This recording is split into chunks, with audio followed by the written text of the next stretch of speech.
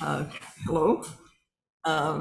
Today I'd like to talk to you about a word that has always meant a lot to me, and that word is bittersweet. Not long ago, there was a popular song called Bittersweet Symphony, and I really liked it for that reason. But this one is, I'd like to talk to you first about painting, which I love. Because as a child, I'd always been drawn to do things with my hands, like making things, playing with things, putting things together, like playing jacks, ball and jacks, or pickup sticks, and things that required cooperation with hand and eye. Color, in particular, has always been fascinating to me. So as a child, I was easily pleased, but color, especially anything with color, especially made me happy. On one birthday, I remember I was given a large box of crayons, and in it was a silver and a gold crayon, which was just magical to me. And this was a box of 75 colors. There was another box even bigger that had a, uh, a pewter color and a copper color, but we didn't get that at that time.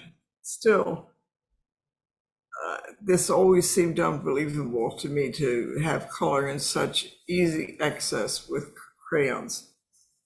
Of course, I began to notice from the box of crayons that the same colors were outside in nature all around me. And I think this was probably my first real introduction of color to the outside world, was my box of crayons. And to this day, I can scarcely contain myself when I see a large box of colors or a wall of color in an art store. But aside from my emotional feelings about color, why do you think I really continue to keep trying to paint? What in me feels like a wisp of an emotion and very hard to bring to light. This is the emotion that we have of the evanescence of all things, the fact that nothing lasts or nothing just sits and contains itself. And so I was always trying to explain in painting, or even just trying to visualize this feeling of bittersweet. It has no form, but everything you look at has something of it contained in it. I think I always felt that if I could paint it, I wouldn't be lost in the bitter feeling of it. The feeling is a bittersweet emotion. And the odd thing is that the feeling is bitter, but the aftertaste is so sweet that I think I have always been trying to paint that feeling.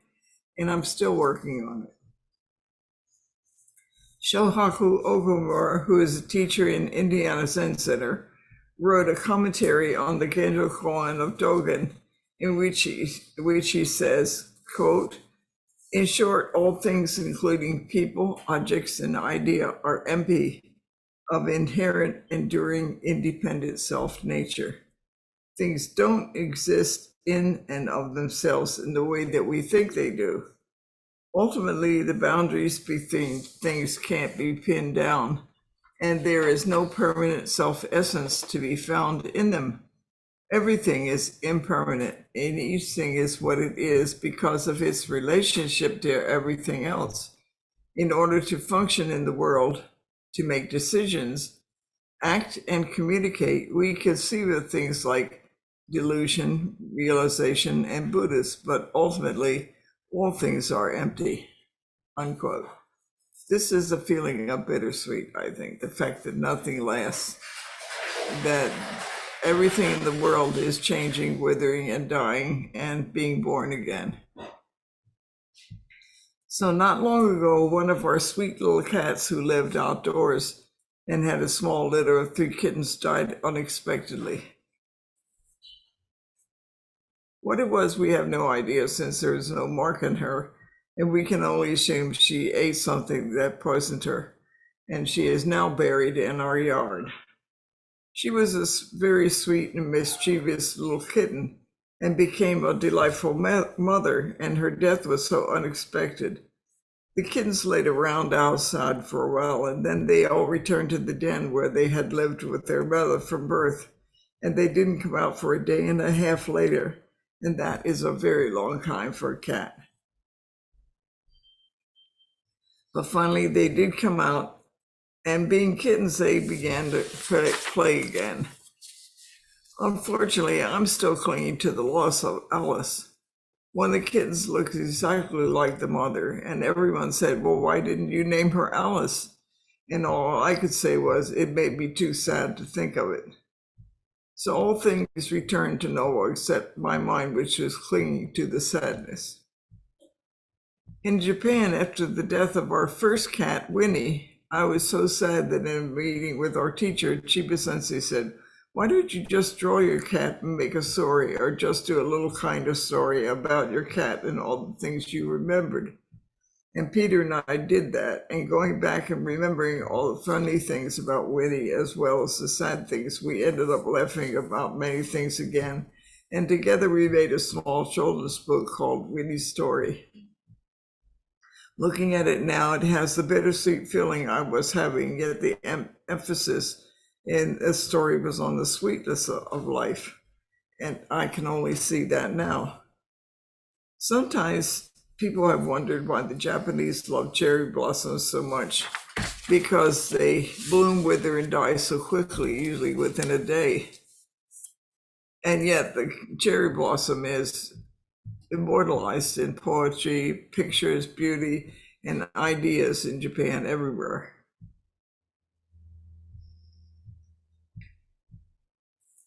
So, wrong page. But after living in Japan for many years, I came to understand that the Japanese love the blossoms, particularly because they die quickly.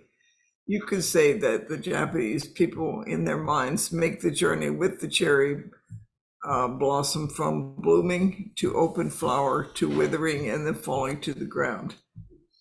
This bittersweet feeling of Japan is exquisite from the poetic point of view. And I remembered a kind of tea that would explain this very much. We loved green tea in Japan, and we were always trying to find the perfect way to have it. And one day in a temple or with a lady who did tea, someone gave us a cup of beautiful green tea made only with cold water, something I'd never had before. They said, this is almost like a liqueur, it's so delicious. So we had it, they made it for us, and we had it in a very tiny little cup. And sure enough, the liquid was exquisite. When I first drank it, it was very, very bitter. But when I swallowed it, my whole mouth filled up with a sweetness. And then I understood something about the bittersweet feeling of Japanese love of cherry blossoms, because it is almost like a wonderful liqueur. It's rare, and yet it's also very usual. I think the Japanese see the feeling of bittersweet almost as if it was the most exclusive flavor of life itself. There must surely be a special name for it in Japanese, but I don't know what it is.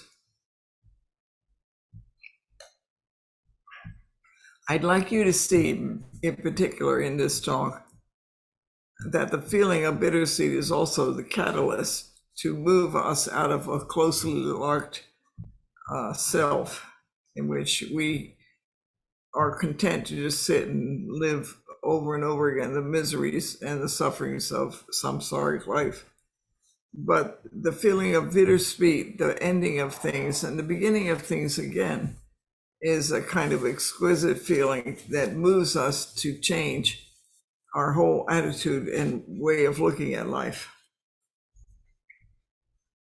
It's like the sand particles that get into an oyster, and it causes the oyster to find a solution which secretes a liquid that makes a beautiful pearl. But our solutions are not as clear as a pearl, but we are pushed, even so, to find creative solutions to our dilemma and the discomfort of clinging to what touches us personally.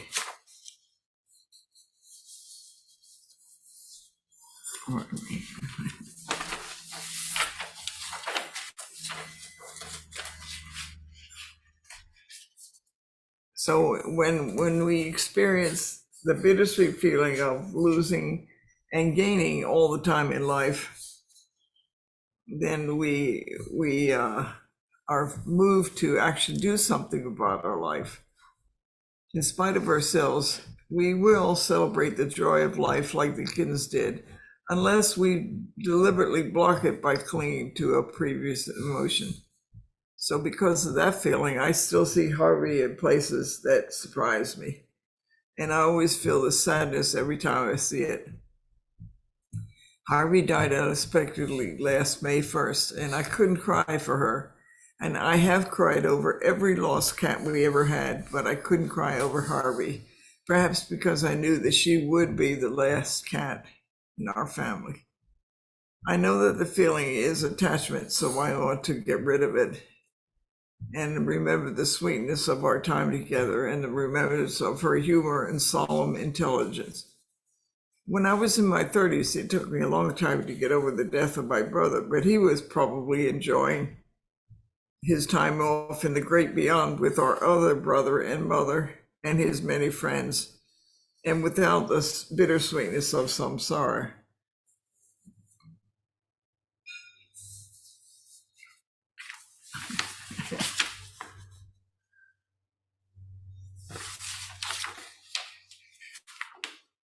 Now, didn't want you to leave you with such a feeling of loss and sadness in this talk, because I was worried about it, so I asked Peter to read it and tell me if it was too sad. And so he looked at it 2 or 3 times, and I took out a few passages which were maybe too much.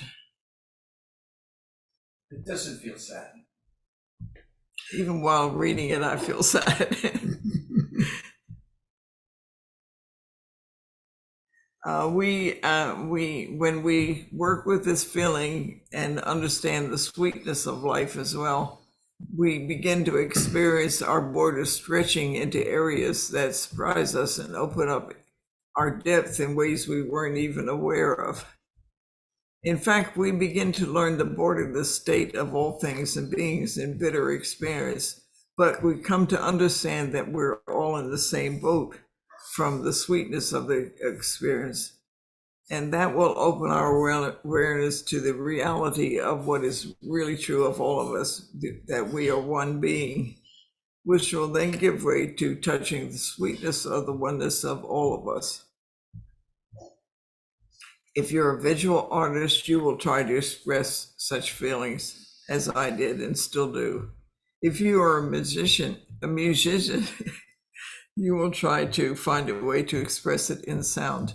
And if you're an architect or a builder, you'll try to express it in the work you do there. Whatever you do, it would have to be an expression of your interior bittersweet experience.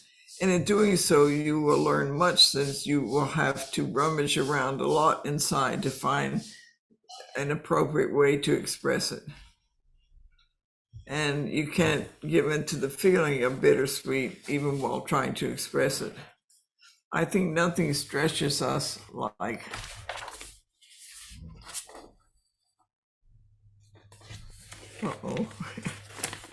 I think nothing stretches us like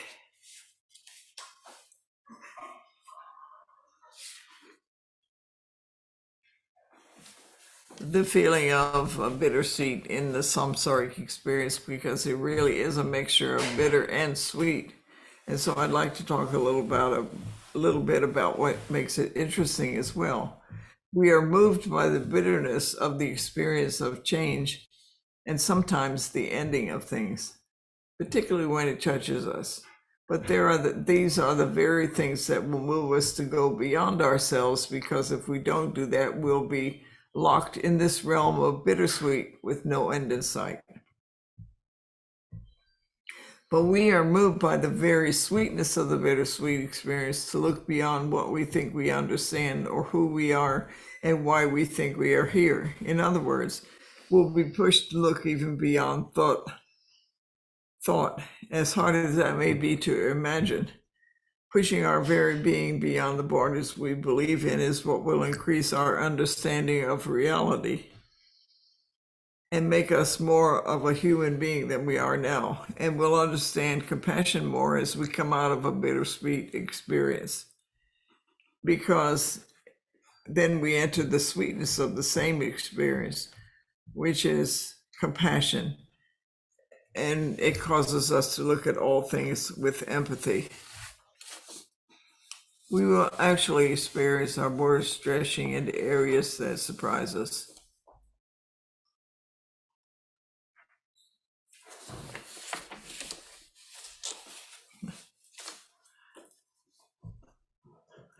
When you meet someone who has lost something or someone dear, you won't have to struggle to comfort them.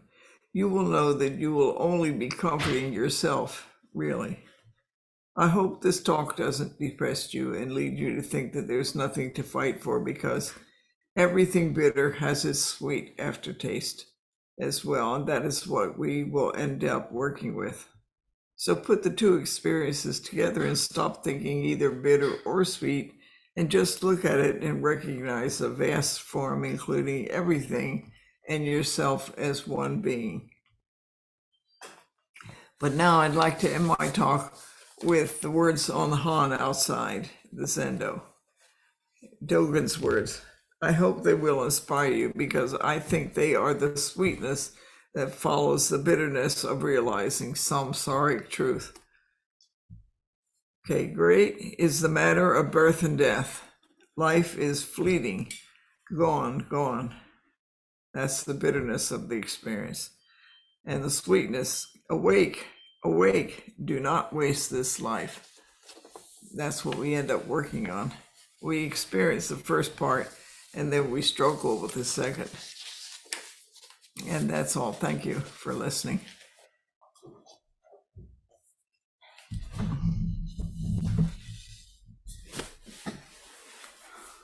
Let me, before say two things. One is the word that Jane was looking for was sabi or wabi. That's the bittersweet word. And if you'd like to see the story that Jane and I made, you have to go to iBooks and then type in Schneider, and then type in Winter's, not Winnie, but Winter's story. We changed the Winnie to Winter's because she was born in winter, I think.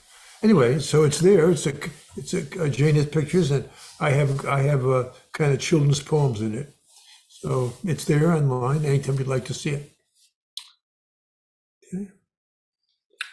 Anyway, Sabi Rabi is a good description of it. But every time I think of that green tea I had, which was so bitter, it's like jolts you awake. But then after you swallow it, there's this beautiful sweetness in the mouth. I don't know what kind of tea leaf it was, but I imagine it was one of the very delicate ones at the top. Does anybody have any comments or questions for Jane? Mark?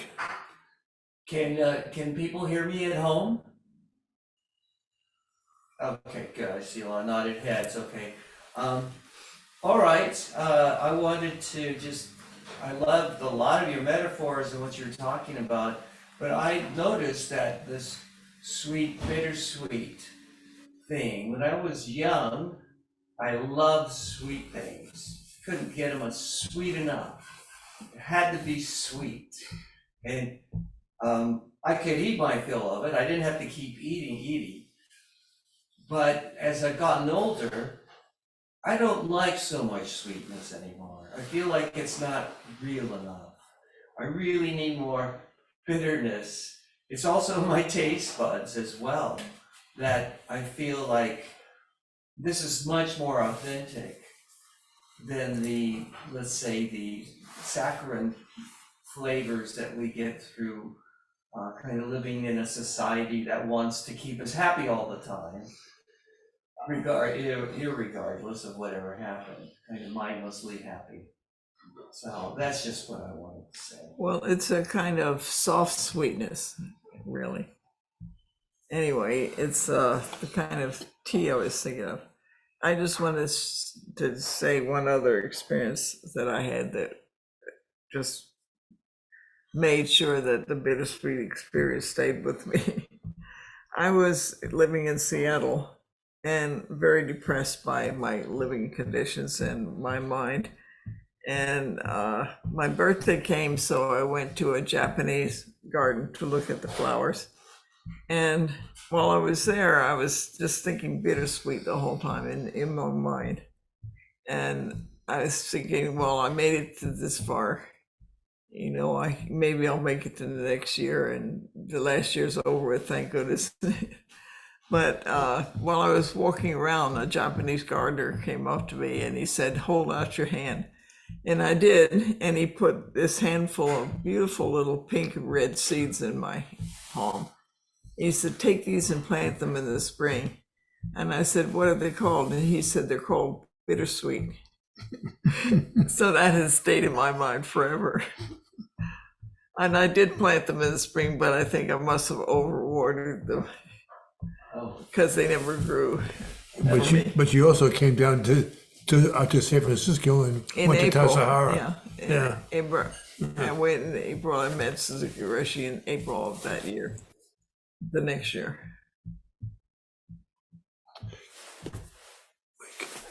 Mike? Bittersweet. That's where you met Peter, huh? That's right. That's right. If you don't have the bitter, you can't have the sweet. That's the thing. The bitter is what takes away what's unnecessary, and the sweet is what affirms what is real. I loved your talk, and it was not a sad talk. It was a very joyful talk for me because I grasped from it that we need to embrace change because that's what happens.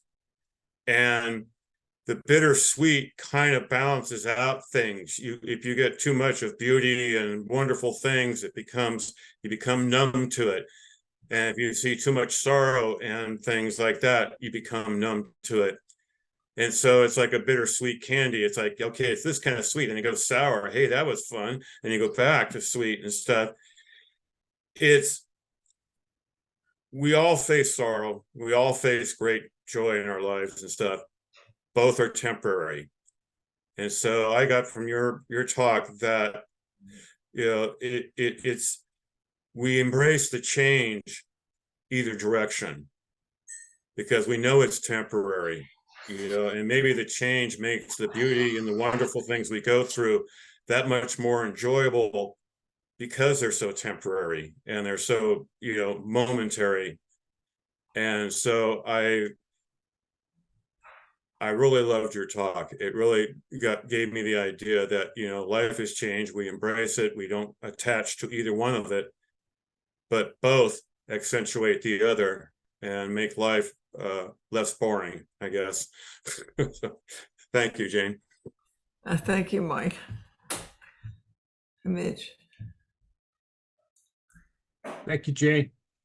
It's always, always sort of kind of drilled down. So is this sort of kind of attached to the yin and the yang? You can't have the bitter without the sweet. You know, you can't have good days without bad days. I mean, so is that relationship there? I think it's not so much that you can't, but that it's just the nature of this reality, samsara, that if we can't wander with our, you know, mind numb to what's happening, we have to just face whatever happens in our life. And a lot of it is mostly getting rid of something we don't need anyway, like attachment to one thing or another. But it's certainly unpleasant. Still is, it's only unpleasant as long as we're dwelling in the bitter part. The sweet part is letting things pass and remembering the joy that was there too. Spencer. Thank you, Jane. I was touched. Um, I don't have a lot to say, but I felt like you really painted, what is the bittersweet emotional tapestry of life that we all share, and I was moved by that. And thank you. But I also just bought your book, and I was looking at it. It's beautiful, and we should have it on our website, a link to it, because I'm really enjoying it. So thank you. You mean Winter's Story? Yeah, I'm looking at it right now. Yeah, it took a long time for me to figure out, all the joyful times we had with Winnie, and it's only when we sat afterwards and talked about all the funny things and they made us laugh so much that I realized we'd actually had a really good time with her. Yeah. No, it's conveyed the love in the pictures. She was and the poems too. The poem Yeah. Peter wrote caught her spirit so well. Yeah. When my brother died, he was just a year older than me, and I was 35. He died very unexpectedly, also. And the thing that was interesting to me is I was feeling so depressed I could hardly live with it. But all the relatives came down, and they're all Irish. And they sat around the kitchen. My mother and father went to bed because they couldn't stand it.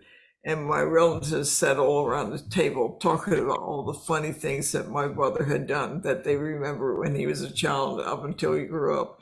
And we were, instead of crying, we sat there and laughed uproariously for about 3 hours until my father came and said, please tone it down a little. But from that time, I remembered all the really funny things that we'd had, so that was the sweetness of the experience. It was remembering that it wasn't bad, it was actually quite funny. Well, thank you again. Oh, thank you, Spencer. Rachel.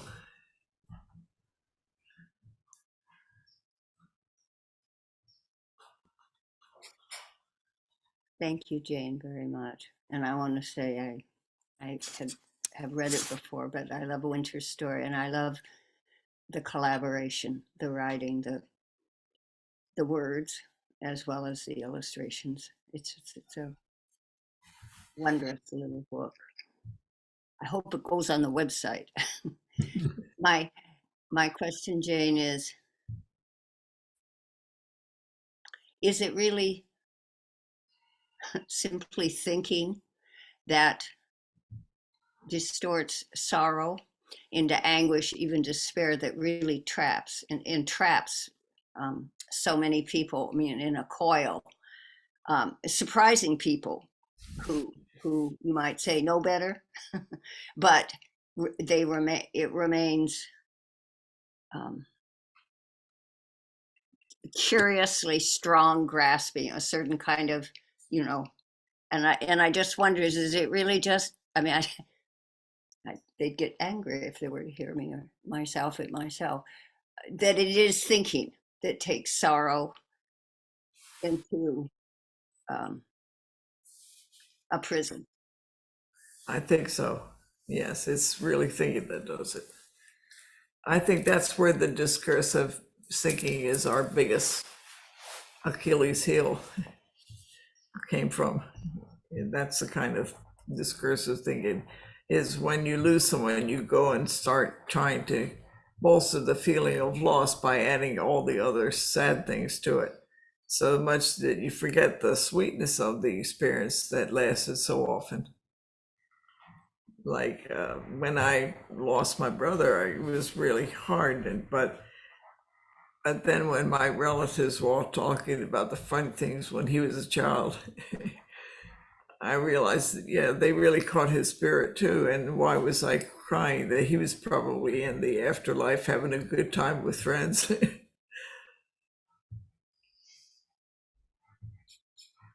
Thank you.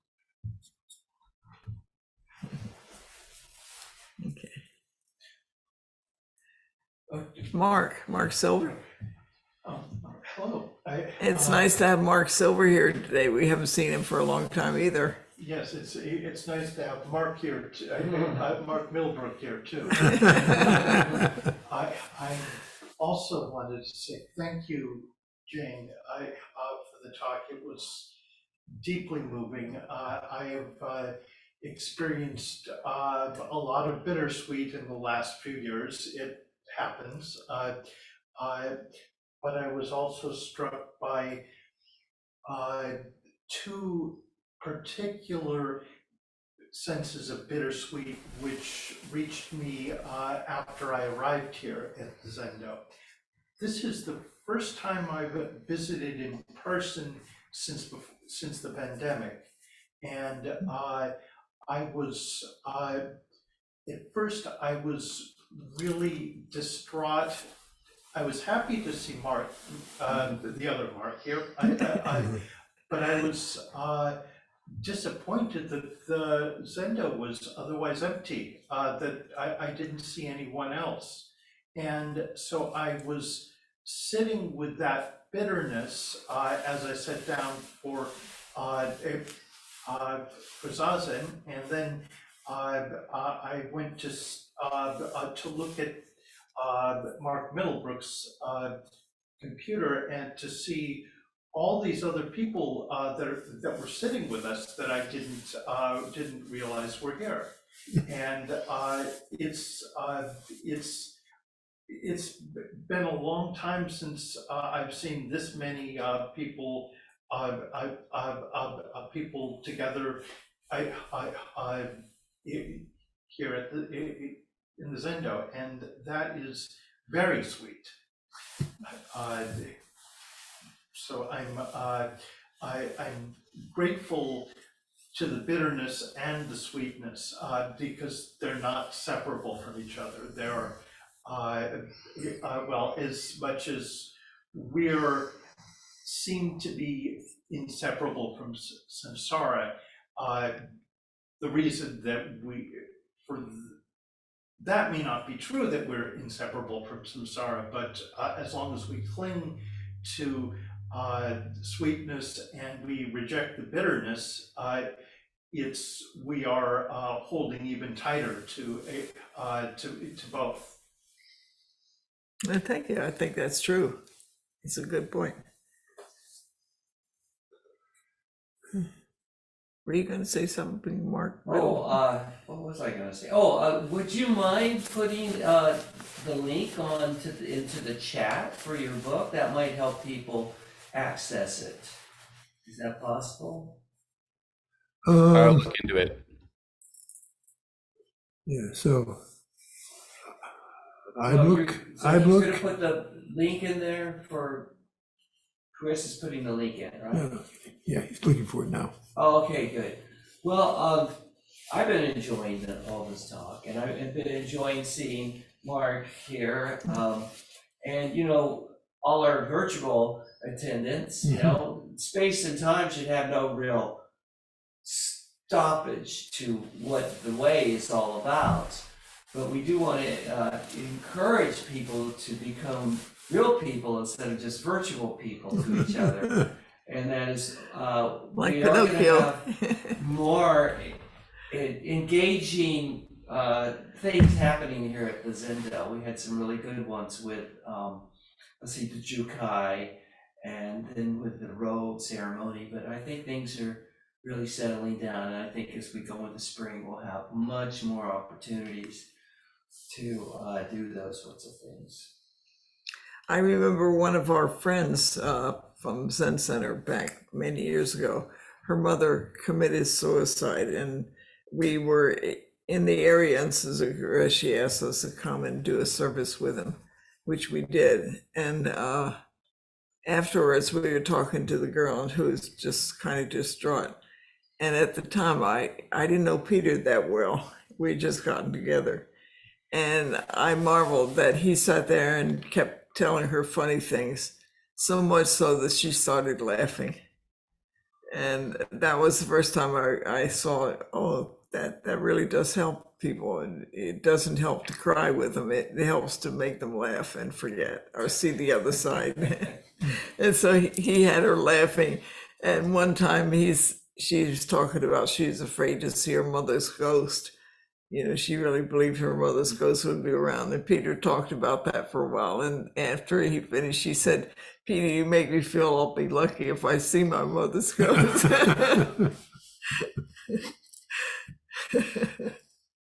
So I think if anything happens to any of us, we should all get together in the Zendo and remember the funny things as well as the sad.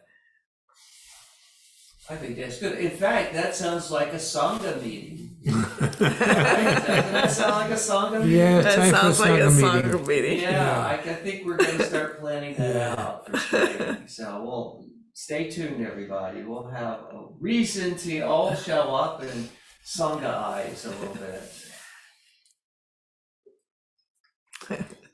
Sandy?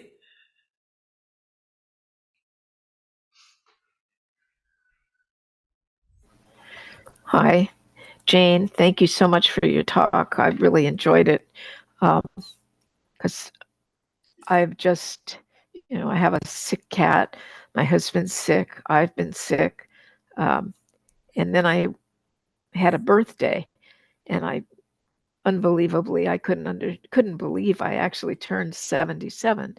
So a lot of these feelings of bittersweet have come up, and the best way I found that I can deal with them, these things going on in my life, are to look at the sweet side, look at the memories, the the happiness that, say, for instance, Winnie has brought me, my dog, and he's my sixth dog that I've rescued, and it's like I look at my husband and I see, wow, he's almost 77. He's going to have a birthday at the end of the month. And I mean, it's like, what happened to that young guy I met way back when? And, I just have to enjoy what there is to enjoy. And that was a saying that I remember from my Nichiren Buddhism days.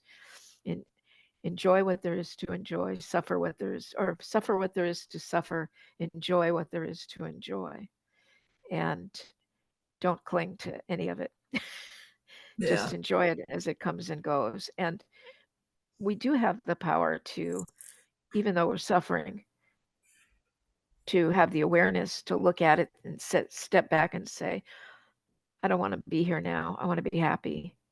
I want to have happy thoughts and memories of this time. And that in itself, we have throughout our whole life. We have that, if we sit and learn about that, we have these abilities to live in the present and live in the good times and suffer when suffering comes along, but learn to let go. It seems like that's just a good way to travel through life, and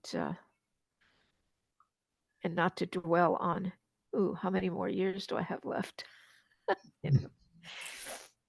Well, I thought that when I turned 87, Sandy.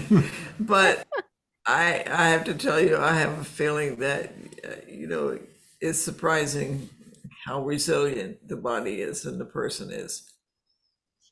And I think we don't just try to remember sweet things just so we can feel better. We try to balance so that we're not overloaded with just the bitter remembrances. Just keep in mind that there were both experiences. Right. And that, when you get up to 85, then you can tell me, thank you, Jane. One doctor told me I could get to 83 or 93. I couldn't remember what exactly he said, but I was like, yeah, right.